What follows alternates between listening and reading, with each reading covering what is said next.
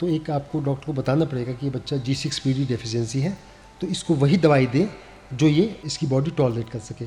चेतन, hello. चेतन, मुझे आप सबसे पहले ये बताओ कि आपकी हॉबीज़ क्या हैं? आपको क्या क्या करना अच्छा लगता है? मैं फोटोशॉप कंप्यूटर? आप फोटोशॉप करते हो कंप्यूटर में? कि आपको क्या अच्छा लगता है? घर पे क्या अच्छा लगता है? हाँ, वो धोनी खेलते हैं, धोनी अच्छा लगता है आपको? अच्छा, धोनी आपको पसंद है। और कौन खेलता है? विराट कोहली। अच्छा, अगर धोनी और विराट कोहली जी अगर हमको देख रहे होंगे तो उनका बहुत बड़ा फैन हमारे साथ है। है? शायद किसी प्लेयर का नाम ले रहे हैं। धोनी सर। रोहित। अच्छा, रोहित अच्छा, शर्मा। रोहित शर्मा। रोहित शर्मा। अच्छा चेतन, एक बात बताओ, आप स्पिरिचुअल भी हो, पूजा भी करते हो? करते हो ना पूजा? पूजा करते, भगवान मंदिर जाते हो? मंदिर क्या करते हो मंदिर? बताओ, क्या करते हो मंदिर? क्या करते हो?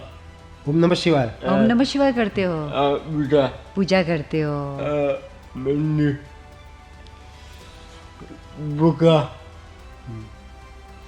ओम साई बाबा ओम साईं बाबा। ओम साईं बाबा। अच्छा, बुका बुद्धा। Very good. अच्छा गो गॉड। अच्छा, क्रिश्चियन। अच्छा, गॉड, चल, क्या चल, बात है। चेतन ने तो सारे रिलीजन्स के गॉड को पूजा है। आपसे बेस्ट तो कोई बच्चा हो ही नहीं सकता चेतन।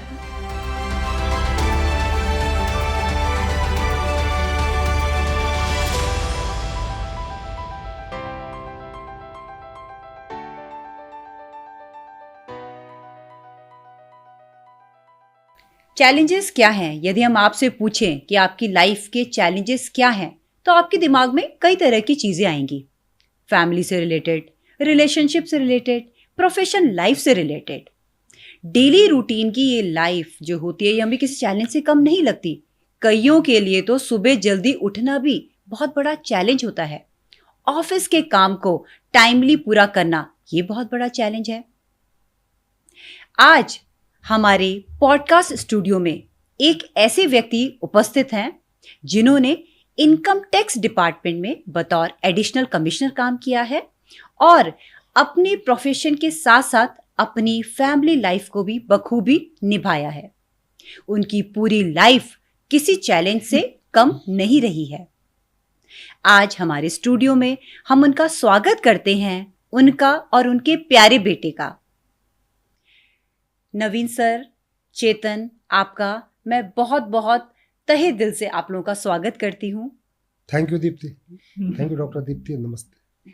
नवीन सर, सबसे पहले मेरा ये सवाल है कि थोड़ा चेतन के बारे में आप बताइए कि आखिर चेतन को किस चीज़ से मतलब क्या उसको प्रॉब्लम है, थोड़ा इस प्रॉब्लम के बारे में हमको बताइए। मैं बड़े संक्षेप में बताता हूँ कि ना चेतन एक CP चाइल्ड है। CP का मतलब होता है सेरेब्रल पॉल्सी, मतलब उसमें दिमाग का पक्षाघात, आंशिक पक्षाघात, जिसमें दिमाग की जो ब्रेन की फंक्शनिंग है काफ़ी हद तक रेस्ट्रिक्ट हो जाती है, काफ़ी हद तक उसको डैमेज हो जाता है। तो उसके फलस्वरूप बच्चे में फिज़िकल और मेंटल चैलेंजेस सामने आते हैं। अच्छा। और वो उस बच्चा को जीवन भर फेस करने पड़ते हैं और जितना वो फाइट करता है कुछ उनसे ओवरकम भी करता है, लेकिन वो एक ऐसा अवस्था है जो CP सेरेब्रल पॉल्सी है, वो बच्चे के साथ हमेशा बनी रहती है। कुछ हद तक उसमें सुधार आता है, इम्प्रूवमेंट आता है। जितना बच्चे में जो आगे बढ़ने की ललक है, कुछ करने की ऊर्जा है, वो जब तक रहती है तो बच्चे में सुधार भी आता है, लेकिन काफ़ी हद तक लाइफ लॉन्ग इससे अफेक्टेड रहता ही है। ऐसे ही अनुभव मैंने किया है। तो जब इनका जन्म हुआ था आपको तभी पता चल गया था कि बच्चे के साथ इस तरीके की प्रॉब्लम है? हाँ, इसमें मैं बताऊँ आपको ना, ये बच्चे का जन्म हुआ 2 अक्टूबर 1993 को। तो जब ये पैदा हुआ, ऋषिकेश में हम थे, तो ऋषिकेश में उस समय मेडिकल फैसिलिटीज़ उतनी एडवांस नहीं थी। तो 2 अक्टूबर को ये पैदा हुआ और इसको हमने दूसरे या तीसरे दिन बहुत देखा कि पीलिया बहुत इसके बॉडी में बहुत ज़्यादा बढ़ गया है, जो अबनॉर्मली ज़्यादा हो गया है। तो वह डॉक्टर्स ने जितना भी कर सकते थे किया। फिर हमें जो है 6 तारीख को फिर हमें मजबूरन इसको देहरादून लाना पड़ा। देहरादून में रेवती नर्सिंग होम में इसको लेके आए, और मतलब 2 अक्टूबर को जन्म और 6 अक्टूबर को हम लेके आए। उसी दिन उसका ब्लड ट्रांसफ्यूजन हुआ 2 बार, 2 टाइम्स ब्लड ट्रांसफ्यूजन। तो पुराना जो ब्लड होता है जिसमें पीलिया मतलब बहुत घुल मिल चुका है, उसको हटाया जाता है बॉडी से, दोबारा हटाया जाता है, तब जाके बच्चे में थोड़ा सा एक वो आती है सस्टेनेबिलिटी। लेकिन उस दौरान उस जो जॉन्डिस होता है वो बहुत डैमेज कर देता है आपकी फंक्शनिंग को। तो वो किसी को जो डैमेज होता है वो कई जगह रिफ्लेक्ट होती है। कई बार आपके फिजिकल डिस्ट्रप्शंस होते हैं, मेंटल चैलेंजेस आ जाते हैं, कभी आपको किस बच्चे को फिट पड़ जाते हैं, कई सारी चीज़ों में ये मैनिफेस्ट होता है। तो इसी को फिर आपको आगे हैंडल करना होता है। तो G6PD डेफिशिएंसी जो है, संक्षेप में समझिए कि इस बच्चे के ब्लड में, चेतन के ब्लड में G6PD डेफिशिएंसी है। उस डेफिशिएंसी, उस एंजाइम की डेफिशिएंसी से इसका पीलिया बहुत शूटअप हो जाता है, ब्रेक डाउन हो जाता है आरबीसीज का, तो पीलिया शूटअप हो जाता है। तो G6PD deficiency is responsible for this very high jaundice. ये अच्छा। इस तरह का। अच्छा नवीन सर, जैसे आपने बोला कि उस समय हॉस्पिटल में इतनी फैसिलिटी नहीं थी, आपको लगता है कि अगर उस समय इनको सही समय पे सही ट्रीटमेंट मिला होता तो इस तरीके की प्रॉब्लम इनको नहीं होती? हाँ, इसके बारे में मैं बताऊँ कि देखिए जैसे जो न्यू बॉर्न बेबी है तो ना उसको जॉन्डिस एक होता ही होता है, एक हाँ, नॉर्मल सी चीज़ बिल्कुल। है। तो ऐसे बच्चों को जिनमें थोड़ा ज़्यादा हो जाता है उसे फोटोथेरेपी का ट्रीटमेंट दिया जाता है। अच्छा लेकिन ऋषिकेश में उस तरह का कुछ था नहीं। अच्छा। तो अब मुझे लगता है कि अगर वहाँ ऐसा होता या ये बच्चा देहरादून में होता तो शायद हम उसको एक अच्छे डॉक्टर अगर मिल जाता तो फोटोथेरेपी होता, टाइम पर ब्लड एक्सचेंज हो जाता, ब्लड ट्रांसफ्यूजन हो जाता, तो शायद डैमेज उतना नहीं हो पाता। तो ये लगता है कि उसका भी एक फैक्टर हो सकता है। अब ये हमारा अनुमान है, हमारा ऐसी समझ है, बाकी तो ईश्वर जो करता है वही सब कुछ है। बिल्कुल बिल्कुल। अच्छा नवीन जी, मैं ये बोलना चाहूँगी कि जैसे अभी चेतन कितने साल के हो गए हैं? चेतन 31 ईयर्स का है। अच्छा 31 का है, तो इतना लंबा अंतराल हो चुका है, तो थोड़ा सा वो चैलेंजेस के बारे में आप मुझे बताइए। हाँ, इसके बारे में बताऊँ, जब ये बहुत छोटा था तो डॉक्टर ने हमें कह दिया था, डॉक्टर यतीश गोयल थे रेवती नर्सिंग होम में, कि क्योंकि इसका काफ़ी पीलिया बहुत ज़्यादा शूटअप हुआ तो इसको ब्रेन के डैमेज काफ़ी ज़्यादा हो चुका है और इसमें काफ़ी सारी दिक्कतें आपको आएंगी। हो सकता है ये बच्चा सुन ना पाए, बोल ना पाए, हो सकता है इसके हाथ पैरों में वो ताकत ना आए जो एक नॉर्मल बच्चे में, हो सकता है टाइम पे चल ना पाए, उलट पुलट ना पाए, जैसा बच्चा बोल ना पाए, समझ ना पाए। तो काफ़ी सारे चैलेंज का उन्होंने हमें पहले से ही वार्निंग कर दी थी। तो फिर ये सब देखते हुए फिर हम थोड़ी, अब देखिए जैसे अब ऐसा बच्चा जब होता है और आपको पता चलता है माता पिता की बहुत बड़ा सेटबैक है, बिल्कुल। लेकिन उससे ओवरकम आदमी पूरी ज़िंदगी लग जाती है उस थॉट से ओवरकम करने में, लेकिन फिर भी चैलेंजेस का फास्ट फेस हमें करना ही पड़ता है, सामना करना पड़ता है। और इसको फिर वो बचपन से ही फिर हम लोगों ने इसको स्पीच थेरेपी कराते थे, चलने की प्रैक्टिस कराते थे, फिजियोथेरेपी होती थी इसको एक ट्रेनर लगवाया था हमने जो इसकी फिजियोथेरेपी करता था। तो धीरे धीरे फिर इसका अपना ये सब चैलेंजेस फेस करते हुए हम लोग संघर्ष करते हुए आगे बढ़े और ईश्वर ने बहुत साथ दिया। और ख़ास तौर से आपके जो रिश्तेदार हैं, जो आपके सगे संबंधी हैं, उनका सहयोग और उनकी दुआएं, उनकी शुभकामनाएं, उनका माता पिता का आशीर्वाद, ये बहुत बड़ा फैक्टर है। ये एक ऐसी पॉजिटिविटी, आप पॉजिटिव एनर्जी आपको देते हैं जिसके सहारे आप इस युद्ध को लड़ पाते। फैमिली का तो सपोर्ट रहा ही है, सोसाइटी का भी सपोर्ट मिला है आपको? हाँ, सोसाइटी के बहुत, हमारी जितने भी, मैं जैसे आयकर विभाग में जहाँ भी रहा, मेरठ, मुजफ्फरनगर, सहारनपुर, बहुत हमारे जो वरिष्ठ अधिकारी थे बहुत सहयोग होता था उनका, क्योंकि जब पता चलता था बच्चे के साथ ऐसा इशू है तो चाहे वो घर के अलॉटमेंट में हो या एक सिंपैथेटिक कंसिडरेशन हो, तो ये सब मिलता है। तो ये सोसाइटी में जहाँ हम रहते हैं उसका भी बहुत बड़ा सपोर्ट होता है, उसका बहुत बड़ा रोल है, क्योंकि वो हमें इस संघर्ष से लड़ने की ताकत देते हैं, ऊर्जा देते हैं। बिल्कुल बिल्कुल। तो वो सब हमारे साथ एक तरह से युद्ध में हमें ऊर्जा दाता है, उसकी बहुत ज़रूरत होती है। जी जी। तो है। अच्छा नवीन सर, जो इनको प्रॉब्लम है G6PD, जी, तो इसके लिए कुछ क्या स्पेशल ट्रीटमेंट होता है या स्पेशल डॉक्टर्स वगैरह होते हैं इनके लिए? नहीं मैम, इसका देखिए, इसमें G6PD है कि जो ऐसा जो डेफिशिएंसी है ना, ये अगर आप पे एक बार हो गई तो फिर वो बनी रहेगी, इसका कोई ट्रीटमेंट नहीं होता। तो आपको इसको हैंडल करना पड़ता है। आपको कई सारी दवाइयाँ, कई सारी एंटीबायोटिक्स आपको नहीं खानी है, ऐसे बच्चे को नहीं खानी है। कई सारे जैसे वो जो फलियों वाली सब्जी होती हैं वो नहीं इनको दी जाती है। इस तरह से करके कुछ मतलब कोई अगर तकलीफ हो जाए, कभी डॉक्टर को जाना हो, तो एक आपको डॉक्टर को बताना पड़ेगा कि ये बच्चा G6PD डेफिशिएंसी है, तो इसको वही दवाई दें जो ये इसकी बॉडी टॉलरेट कर सके, ऐसा ना हो कुछ रिएक्शन हो जाए उसमें। अच्छा, तो बहुत रेस्ट्रिक्ट आपको इनकी डाइट रखनी पड़ती होगी। हाँ, बस ध्यान रखना पड़ता है इस चीज़ का। अच्छा। खासतौर से कभी कोई भी दवा इनको बगैर डॉक्टर के कंसल्टेशन के हम नहीं दे सकते। जी, ये ध्यान रखना। अच्छा नवीन सर, चेतन की जो स्कूलिंग है ना, कैसे आपने इनका इंटरेस्ट स्कूलिंग के लिए डेवलप किया, उसमें क्या क्या आपको चैलेंजेस आए और बच्चे का इंटरेस्ट कैसे पता चला कि किस चीज़ में है? थोड़ा इनकी स्कूलिंग के बारे में हमें बताइए। इसको मैं बताऊं, इसको जब पहली बार हमने स्कूल भेजा तो हम लोग मेरठ में थे। मेरठ में हमारी कॉलोनी के पास ही एक स्कूल था। तो क्योंकि जब बच्चों को स्कूल जाता देखता था तो इसके मन में बड़ी जिज्ञासा होती थी, मैं भी स्कूल जाऊँ, मैं भी जाऊँ। तो फिर हमने इसको एक्सपेरिमेंटल तौर पे सामने की कॉलोनी के सामने स्कूल था, वहाँ कुछ दिन भेजा। तो हालांकि नॉर्मल बच्चों का स्कूल था, लेकिन इसको एक अलग सीट वहाँ दे देते थे। तो इसको अच्छा लगता था, वह थोड़ा अपना पढ़ता था, लिखता था जो अपने हिसाब से। फिर उसको 3-4 घंटे बाद हम घर ले आते थे। फिर उसके बाद हमें पता चला मेरठ में एक स्पेशल स्कूल है जो ऐसे ही बच्चों का है। मोदीपुरम के पास था वो, मेरठ में, चेतना नाम से। तो वहाँ ये जाया करता था, वहाँ ये गया, करीब 2-2.5 साल गया। तो वहाँ काफ़ी अच्छा इसने सीखा, स्पीच थेरेपी, कुछ चलना, 2-4 कदम चल पाना, बोलना, अपने को संभालना, इस तरह से करके ये वहाँ मेरठ सीखा। फिर हम मेरठ से जो है सहारनपुर आ गए।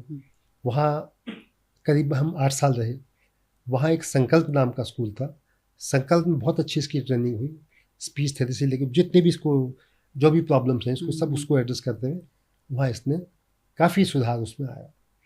उसके बाद फिर हम इस देहरादून में जो नन्ही दुनिया है वहाँ भी काफ़ी दिन गया, 5-6 साल जाता रहा। ये भी सर एक स्पेशल स्कूल है ना, नन्ही हाँ, दुनिया? नन्ही दुनिया एक इंटीग्रेटेड टाइप का स्कूल है। वहाँ नॉर्मल बच्चे भी हैं और स्पेशल बच्चे भी हैं। तो वो इंटीग्रेशन है दोनों बच्चों में। तो वहाँ ये काफ़ी सीखता है। और ऐसे जो नॉर्मल बच्चों के साथ जब बच्चा इंटरेक्ट करता है तो ऐसे बच्चे वहाँ ज़्यादा सीखते हैं, ये ऐसा पाया गया है। तो आप स्कूल में ही रहते थे जब चेतन स्कूल में नहीं, रहता था? मैं स्कूल में नहीं रहता था। अच्छा, वो स्कूल में छोड़ाते थे। अच्छा। और फिर अपना वैन से या कोई स्पेशल किसी को भेज के हम लोग खुद ही स्कूल ले आते थे। स्कूल में 4-5 घंटे खुद ही रहता था, वहीं अपना जो भी एक्टिविटीज़ हो, खेल कूद हो, म्यूज़िक हो, ड्रामा हो, सारी एक्टिविटीज़ होती। तो उन्हीं सब चीज़ों से वो लर्निंग प्रोसेस रहा इसका। तो वहीं से कुछ ही सीखा, इसमें कॉन्फिडेंस आया, इसमें और बच्चों से बात करने की एक वो आई, समझ आई, कैसे बात करनी है, कैसे हैंडशेक करना है, किस बात पे हंसना है, कैसे दोस्ती करनी है, कैसे साथ खेलना है। अच्छा। तो ये सब ऐसे स्कूलों में जाके बच्चों के साथ इंटरेक्शन करके जो इसमें इम्प्रूवमेंट आया वो रिमार्केबल रहा। अच्छा। और सर जैसे आपकी वाइफ का भी बहुत एक इम्पोर्टेंट रोल रहा है, तो थोड़ा उनके बारे में भी बताइए। हाँ, उनकी मम्मी रानी उनका नाम है जी। तो उन्होंने बहुत इसमें काफ़ी मेहनत की इसके साथ, क्योंकि जब ये छोटा था, क्योंकि हम तो ऑफिस चले जाते थे, वहाँ पर इसकी जैसे फिजियोथेरेपी करना घर पे बैठ के, और इसको दीवार के सहारे चलाना, इसको कुछ चीज़ें दे देना जिसको वो कुछ चीज़ों को जैसे तोड़ मोड़ के अलग कर देना, फिर उनको जोड़ना। वो एक ऐसी एक्सरसाइज होती है इनको जो इनके हाथों में जो मोटर स्किल्स का अभाव है वो उसको इम्प्रूवमेंट करती है। तो उनका बहुत बड़ा योगदान है। घर पे पूरी देखभाल उन्हीं की होती है। बिल्कुल बिल्कुल। और तो क्योंकि माँ से जो बच्चे के इंटरेक्शन मिलता है उसमें एक अटैचमेंट और अफेक्शन वाला जो फैक्टर है वो इस पर बहुत इम्पोर्टेंट होता है। तो वो ऐसे बच्चों के इम्प्रूवमेंट में, ट्रीटमेंट में बहुत बड़ा रोल अदा करता है, मेरा ऐसा मानना है। बिल्कुल बिल्कुल, दोनों ही पेरेंट्स का आप बहुत इम्पोर्टेंट रोल। अच्छा नवीन सर, मुझे एक बात बताइए, जैसे जब आप दूसरे बच्चों को देखते होंगे जो कि नॉर्मल बच्चे हैं, है ना, आपके बच्चे को थोड़ा सा है प्रॉब्लम, तो कभी ऐसा लगता था कि आप अपनी किस्मत को कोस रहे हैं या भगवान को बोल रहे हैं कि मेरे साथ ही ऐसा क्यों हुआ है? कभी ऐसा लगता था? हाँ, देखिए, आप ये समझिए ना, मनुष्य का स्वभाव है। हम लोग मनुष्य में भावनाएं हैं, सब कुछ देखता है, उसे लगता है यार सबका अच्छा है तो मेरा भी अच्छा हो, है ना। तो ये कंपैरिजन होता है, ये भाव भी मन में आता ही, ऐसे हम मना तो नहीं कर सकते, लेकिन फिर इसको किसी ढंग से आपको हैंडल करना होता है ना। आपको सीखना पड़ता है कि सिर्फ आप ही नहीं है, ऐसे कई बच्चे हैं, कई पेरेंट्स हैं जिनके बच्चों की हालत हमसे भी ख़राब। तो हम जब ऐसे स्कूलों में जाते थे और बच्चों को देखते थे तो हमें लगता है भाई हम तो कुछ भी नहीं है, हमारा जो हमारे साथ जो प्रॉब्लम्स हैं वो कुछ नहीं है, बल्कि जो और बच्चों को देख के हम सोचते थे उनके पेरेंट्स का जो परेशानी है जी जी। उसको जब हम जज करते हैं तो हमें लगता है नहीं, ये संघर्ष सिर्फ हमारे साथ नहीं है, बहुत लोगों के साथ है। तो उसी भाव के साथ फिर हम धीरे धीरे फिर इस चीज़ को हम ओवरकम भी करते हैं, और ओवरकम करना ही होता है। बिल्कुल। क्योंकि अगर आपने बच्चे के लिए आगे बढ़ना है, बच्चे को साथ लेके, तो फिर आपको इस भाव को छोड़ना पड़ेगा कि मेरे साथ ऐसा ही, मेरे साथ ही क्यों हुआ, और मैंने क्या बिगाड़ा था, या ईश्वर ने मुझे क्यों ऐसा अभिशाप दिया। ऐसा नहीं, बस ये कि मैं तो समझता हूँ कि इसमें जो कुछ लोगों ने मुझे ऐसा कहा, किसी बड़े विद्वान आदमी ने, कि आप ये मत समझिए कि आपको आपका बच्चा ऐसा हो गया, आपके बच्चे के साथ ये दिक्कत होगी, बल्कि आप ये समझिए कि इस बच्चे के साथ तो दिक्कत है, लेकिन इस बच्चे को ईश्वर ने आपके घर दे दिया, कि ये बच्चे का सौभाग्य है कि हाँ इसका पालन पोषण, इसकी ट्रेनिंग इतनी अच्छी, क्योंकि हम सक्षम हैं।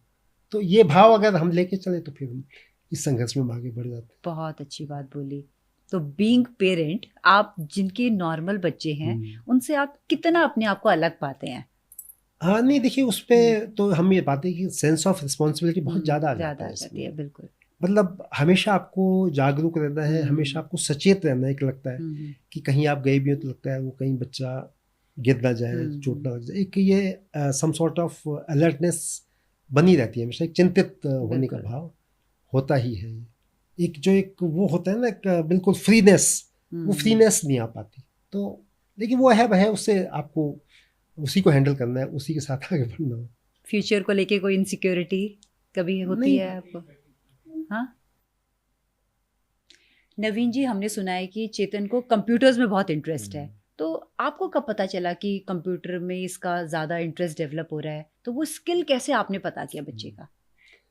इसको जब हम भेजते थे स्कूल, तो कुछ स्कूल्स में जहाँ भी जाता था वहाँ कंप्यूटर्स भी थे कुछ, तो कभी कभी इसको भी कंप्यूटर पर कुछ देखने का या कुछ काम करने का मौका मिलता था।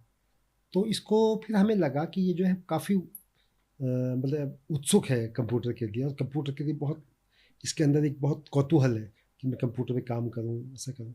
और मोबाइल है, कंप्यूटर है, इसके प्रति इसकी ललक को देखकर मुझे लगा कि शायद इन चीज़ों में इसको बहुत इंटरेस्ट है।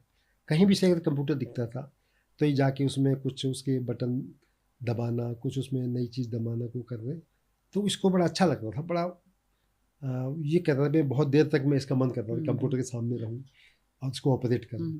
तो तब हमें ऐसा लगा कि शायद ये कंप्यूटर में इसका बहुत ज़्यादा इंटरेस्ट है। और फिर हमें उसके टीचर्स ने बताया कि कंप्यूटर में अगर ये बच्चा आगे जाए तो कंप्यूटर काफ़ी फ्रेंडली होता है ऐसे बच्चों के साथ। तो काफ़ी उन्होंने बहुत ज़्यादा कुछ नहीं करना होता, जैसे माउस को इधर उधर मूव करना है, प्लस वो कीज़ दबानी है। तो फिर हमें लगा कि इसे कंप्यूटर में हम आगे बढ़ाएं, तो कंप्यूटर असिस्टेड एजुकेशन इसको दें, तो शायद ये ज़्यादा अच्छे ढंग से आगे बढ़ पाएगा।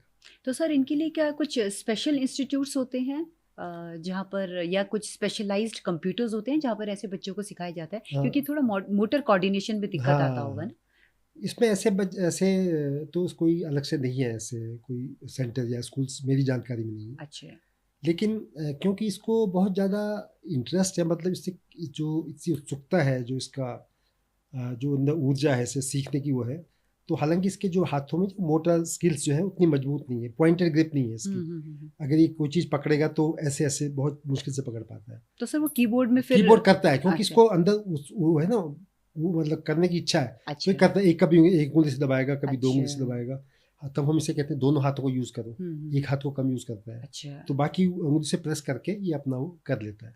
तो उससे क्या है कि इसके धीरे धीरे उंगलियों का भी अभ्यास इसका हो रहा है, और हम चाहते हैं इसके दोनों हाथों से अगर वो करे तो फिर ये अपना वो कर लेता है। तो ये इसकी जो अंदर जो इसकी जो सीखने की ललक है ना, वही इसको इसमें आगे बढ़ा रही है। अच्छा। वही इसको जो है, क्योंकि जब हम किसी काम को करने की ठान लेते हैं तो जो छोटी मोटी बाधाएं वो फिर किनारे हो जाती हैं।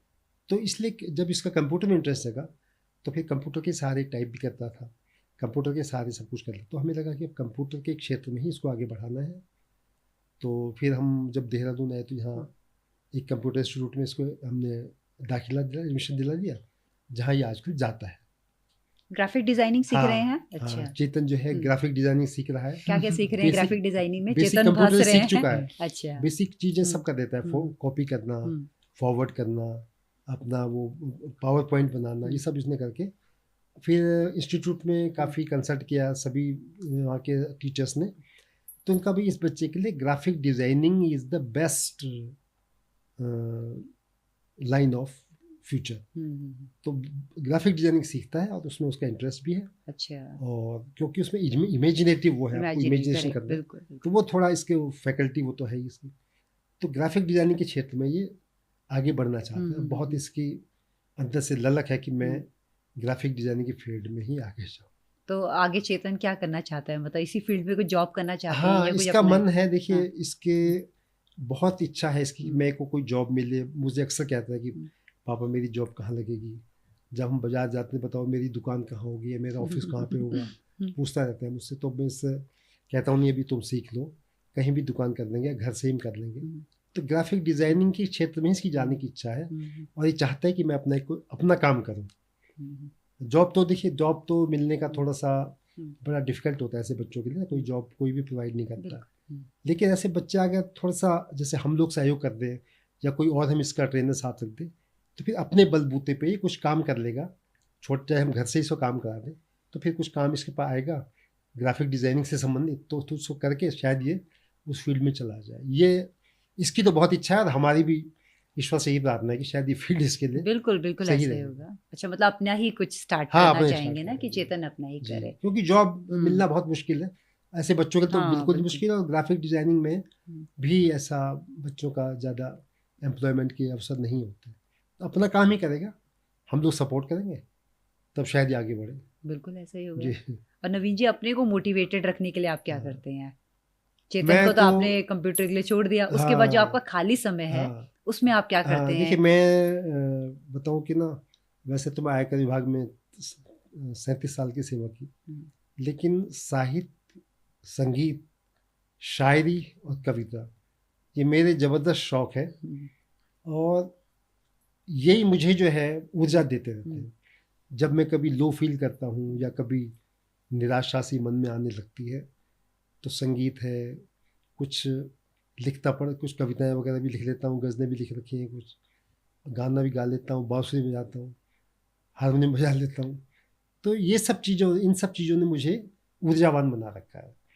और जब भी मैं संगीत में इसमें होता हूँ तो ऐसा लगता है कि बस हमारा सीधा कनेक्शन परमात्मा से है और हमारे जीवन में कोई बाधा नहीं है, कोई रुकावट नहीं है, कोई समस्या नहीं, सब आनंद है। बिल्कुल ऐसा लगता है, मतलब बिल्कुल। जब हम संगीत से जुड़ जाते हैं। म्यूजिक ही अपने आप में एक जी, थेरेपी जी, है हाँ, ना? म्यूजिक अपने आप में थेरेपी है, तो बिल्कुल सही शायद कहा आपने। यही एक रीजन हो सकता है जो आप म्यूजिक से इतना ज्यादा कनेक्टेड हैं जी, और आपने बहुत ही खूबसूरती से मतलब चेतन को जो आपने इतने अच्छे स्किल डेवलप किए हैं उस हाँ, बच्चे को, है ये ना? भी अब मुझे देखे देखे ये भी माउथ हारगन बजाने का इसको शौक है। अच्छा। और ये एक छोटा सा गिटार जैसा इंस्ट्रूमेंट है, मैं नाम भूल रहा हूँ उसका, वो रखा हुआ है इसने घर पे लेके, आपसे कभी कभी बजाता है उस पर। तो माउथ ऑर्गन इसने अपने आप ही या इसको अपने आप ही सिखाया? सीखा, अपने आप अच्छा, सीखा, एक दो धुन बजा लेता है उसमें। अच्छा, कोई टीचर ना इसके लिए? टीचर कुछ अपने आप कुछ एक धुन है, पता नहीं क्या है वो, बजा देता है। वो भी बहुत स्पेशलिस्ट तो नहीं है, बस 2-4 धुनें अपनी उसने सीखी हुई, अच्छा, अपना टाइम पास कर लेता है आदमी। बांसुरी बजाने की कोशिश करता है, अच्छा। फ्लूट बजाने की कोशिश करता है काफ़ी। वो आपसे तो ही मेरे ख्याल से प्रेरणा हाँ, मिली होगी उनका आपको, है ना? जी, जब जी, बजाते हुए देखते होंगे तो हाँ, उनका हाँ, इसी हो जाता है। संगीत का जो है हम्म, होता ही है, देखा देखी जिस परिवार में अगर हम्म, संगीत का है हम्म, तो कमिंग जनरेशन सीख लेती है उसको, बिल्कुल बिल्कुल। ऐसा अच्छा मेरा नवीन मानना जी, जैसे ना आजकल की जो जनरेशन है आपने देखा है है। हाँ, बहुत जल्दी कोई छोटी सी प्रॉब्लम आती है वो डिप्रेशन में आ जाते हैं। हम्म, एंजाइटी इश्यूज उन लोग के हम्म, हैं, रिलेशनशिप इश्यूज, सुसाइडल थॉट्स आना। आपने इतने बड़े बड़े चैलेंजेस को फेस किया है, आप उन बच्चों को क्या मैसेज देना चाहोगे कि वो किस तरीके से इन चीज़ों को ओवरकम करें? हाँ, बहुत डॉक्टर दीप्ति, आपका सवाल बहुत ही रेलेवेंट है आज के समय में। क्योंकि आप ये समझिए कि जब हम लोग पढ़ते थे, जैसे हम 1978 में इंटर किया, 1980 में, तो हमें इंटरमीडिएट तक तो पता ही नहीं चलता था कि एंजाइटी क्या होती है, स्ट्रेस क्या है, प्रेशर्स क्या होते हैं, आगे ये जो 95% लाने की 97% ये क्या प्रेशर होता है, पेरेंट्स की क्या एंग्जाइटी होती है कि हमारा बच्चा थर्ड ना आ जाए, सेकंड ना आ जाए, फर्स्ट आना चाहिए, ये उस समय नहीं था। लेकिन जैसे जैसे समय बढ़ रहा है तब हम लोगों की अपेक्षाएं, पेरेंट्स की अपेक्षाएं बच्चों से इतनी ज़्यादा हो गई हैं कि वो अगर एक रेस भी होती है ना बस स्कूल में, तो अगर बच्चा फर्स्ट या सेकंड नहीं आए तो थर्ड फोर्थ में तो बच्चा आके खुद ही रोने लगता है, क्योंकि उसको ऐसा अंदर से कहीं एहसास है कि मेरे से जो उम्मीदें थी मेरे मम्मी पापा को, जो उन्होंने मुझे तैयारी कराई थी, वो शायद मैं पूरा नहीं कर पा। तो ये एक बड़ा अच्छा चीज़ नहीं है, क्योंकि ये सब चीज़ें तो अभी तो खेलने खाने के लिए बच्चों में एंग्जाइटी हो रही है, बच्चों में जो एक प्रेशर आ रहा है कि मुझे फर्स्ट आना है, कि मुझे 97% लाना है। अगर मेरा बच्चा 95 पे रुक गया और 98 हाईएस्ट था तो मैं उसे वो करने के बजाय कहीं ना कहीं उसको ये जता दूंगा कि भाई तुम थोड़े से कम परसेंटेज लाओ। तो ये सब चीज़ें हमें खुद ही रोकनी पड़ेंगी, क्योंकि इस सबसे कुछ होता नहीं है बच्चों में, बल्कि और थोड़ा वो लो फील कर जाते हैं बच्चे। तो बच्चा तो देखिए किसी भी क्लास में, किसी भी समाज में 40% वाला बच्चा भी होता है, 50% वाला भी होता है, 60 वाला भी, 70 वाला भी, 80 वाला भी।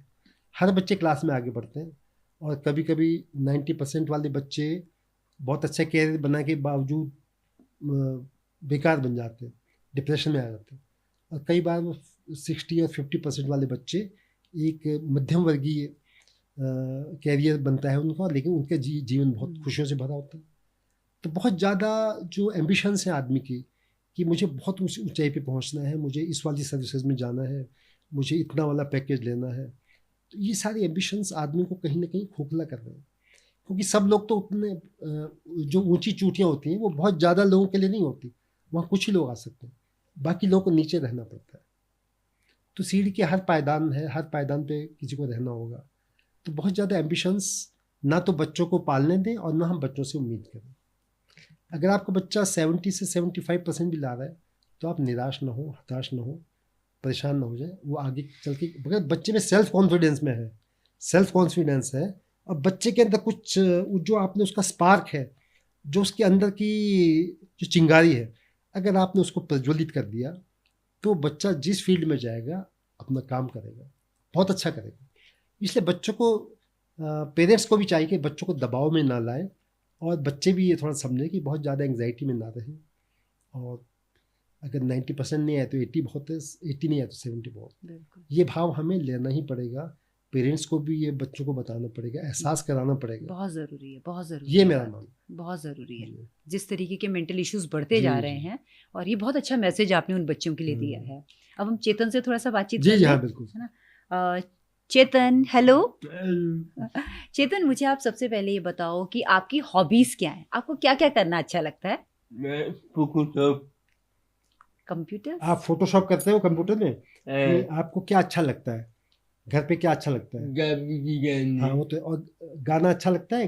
गाना यस। क्या करते हो अच्छा। गाने में बताओ? वंदे मातरम गाते हो? और माउथ ऑर्गन बजाते हो? यस। अच्छा, और खाने में चेतन को क्या पसंद है? खाने में लंच। लंच? नहीं, डांस तो अच्छा लगता है। डांस तो अभी करेंगे। खाने में खाने में क्या अच्छा लगता है? क्योंकि हमने आपकी इंस्टाग्राम रील देखी थी जिसमें चेतन बहुत अच्छी मैगी बना रहा है। मन तो कर रहा था चेतन के पास पहुंच के वो मैगी को खा जाए, है ना? चेतन, मैगी अच्छी लगती है आपको? और आप बहुत अच्छी मैगी भी बनाते हो। मैगी बनाई थी आपने? कैसे बनाई थी मैगी? क्या किया था सबसे पहले, थोड़ा बताओ। बस पानी, हाँ, फिर? मसाला, अच्छा। एक बार हम्म। बाहू, एक बार नदी, अच्छा। एक बार आगा, बस आलिया, अच्छा। और एक बार जगह खाना है। मैगी खाई आपने? मैगी खाई आपने? चेतन, किसी को शेयर भी किया था? पापा मम्मी को भी दिया था? दिया था उनको? अच्छा। अच्छा चेतन, एक बात बताओ, आप स्पिरिचुअल भी हो, पूजा भी करते हो? करते हो ना पूजा? पूजा करते, भगवान मंदिर जाते हो? मंदिर क्या करते हो मंदिर बताओ, क्या करते हो मंदिर क्या में? करते हो? ओम नमः शिवाय। ओम नमः शिवाय करते हो? पूजा करते हो? मंदिर बुका, ओम साईं बाबा। ओम साईं बाबा। ओम साईं बाबा। अच्छा, बुका बुद्धा, बुद्धा। Very good. अच्छा गो गॉड, क्रिश्चियन। अच्छा, गॉड, चर्च क्या वाला। बात है। चेतन ने तो सारे रिलीजन्स के गॉड को पूजा है। आपसे बेस्ट तो कोई बच्चा हो ही नहीं सकता चेतन। अच्छा चेतन, सबसे अच्छा गेम कौन सा लगता है तुम्हें खेलना? गेम खेलते हो ना सबसे? क्या खेलते हो आप? क्रिकेट क्रिकेट खेलते हो? कोको चौका, अरे वाह। अच्छा, चौका मारते हो? अच्छा चेतन, दीदी पूछ रही है कि क्रिकेट में कौन अच्छा लगता है, प्लेयर कौन अच्छा लगता है आपको? बॉल फुटबॉल नहीं, क्रिकेट में कौन क्रिकेटर क्रिकेट अच्छा में, लगता हाँ, है सबसे अच्छा क्रिकेटर आपको कौन सा लगता है? बेन ना? जो क्रिकेट खेलते हैं, जो जो- खेलते हैं ना क्रिकेट, कौन लगता है अच्छा? क्रिकेट में और धोनी खेलते हैं, धोनी अच्छा लगता है आपको? धोनी अच्छा, और? धोनी आपको पसंद है। और कौन खेलता है? और कोहली विराट कोहली। अच्छा, अगर धोनी और विराट कोहली जी अगर हमको देख रहे और होंगे तो उनका को- बहुत बड़ा फैन हमारे साथ है। हैं? शायद किसी प्लेयर का नाम ले रहे हैं। धोनी सर। रोहित, अच्छा रोहित। अच्छा, रोहित शर्मा। रोहित शर्मा। रोहित शर्मा, रोहित शर्मा। वो तो बहुत चौके छक्के मारते हैं, हैं? अच्छा अच्छा, एक बात बताओ, मम्मी और पापा में से सबसे अच्छा कौन लगता है चेतन को? पापा दोनों में से सबसे अच्छा अच्छे है कौन लगता है, बताओ तो। पापा पापा लगते हैं सबसे अच्छा। अच्छा, मम्मी सुन रही होगी अभी, हाँ? हाँ, मम्मी की क्या? अच्छा। अच्छा चेतन, मूवीज का शौक है आपको? है? अच्छे लगती है मूवीज देखना?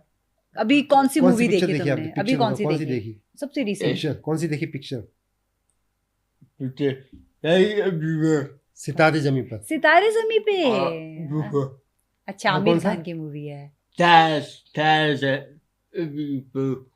तारे जमी पे। हाँ। अच्छा, तारे जमी पे है तो पहली थी, और अभी हाँ, सितारे सितारे जमी जमी पे। पे। अच्छा, इन्होंने सितारे जमी भी देखी? हाँ। अरे बहुत अच्छी मूवी है वो तो, है ना चेतन? अच्छी है ना? डाउन सिंड्रोम बच्चों का। डाउन सिंड्रोम बच्चों की है। अच्छा, आपको पता है डाउन सिंड्रोम बच्चे हैं वो? अच्छा डेफ डेफ। अच्छा, डेफ बच्चे। अच्छा चेतन, सबसे अच्छा एक्टर और एक्ट्रेस कौन लगती है आपको, बताओ? पिक्चर में, फिल्मों में कौन अच्छा लगता कौन है? अच्छा लगता है आपको?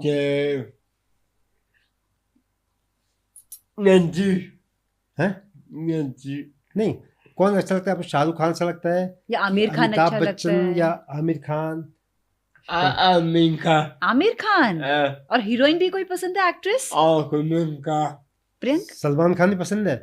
और हीरोइन कौन है पसंद? हीरोइन, एक्ट्रेस, एक्ट्रेस हीरोइन कौन अच्छी लगती है? प्रियंका चोपड़ा। हाँ?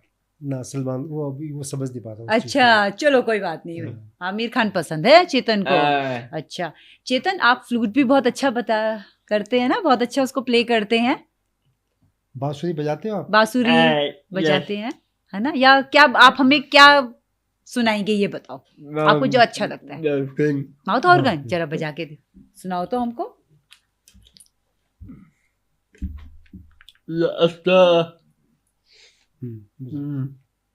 हाँ चेतन।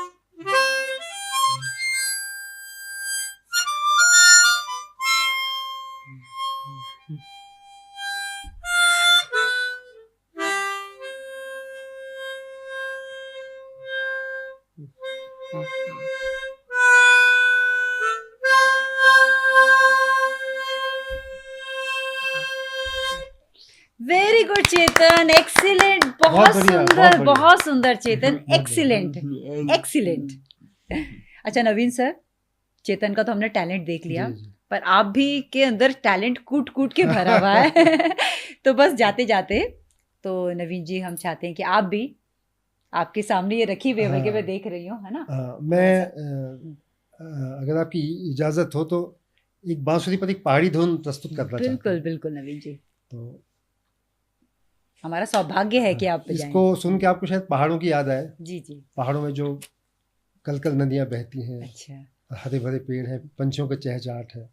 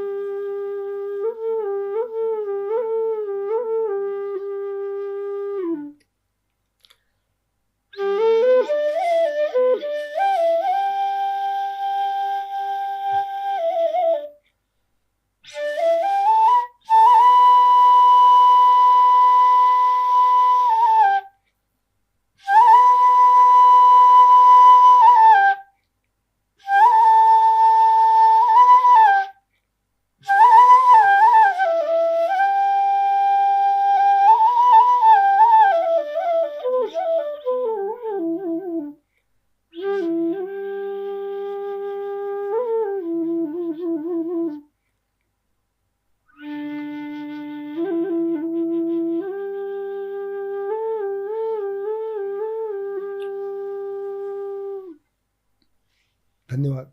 नवीन जी, बहुत ही खूबसूरत। आप ऐसा लगा जैसे कि हरे भरे पहाड़, कल बहती नदियाँ, वो चहचहाती चिड़िया, वो सब एकदम से हम ऐसा लगा साक्षात वो सामने आ गए हैं। Thank you. बहुत ही खूबसूरत धुन थी, बहुत ही खूबसूरत।